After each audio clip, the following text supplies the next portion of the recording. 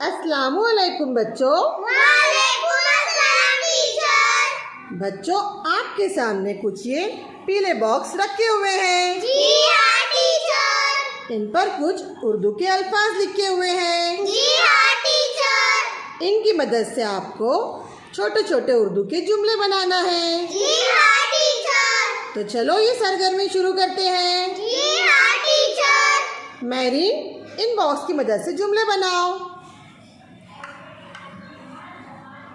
अहमद ने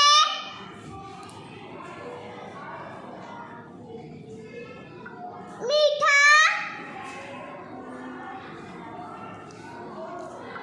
आम खाया। अहमद ने मीठा आम खाया। Very good marine.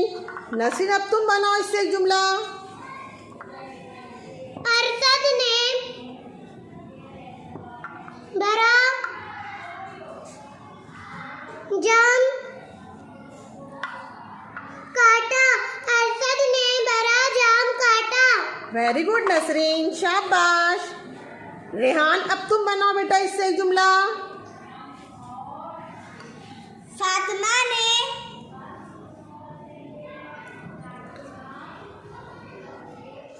अच्छा अनार धोया। फातिमा ने अच्छा अनार धोया। शाबाश रेहान। अनस, अब तुम बनाओ बेटा इससे एक जुमला। इसरत ने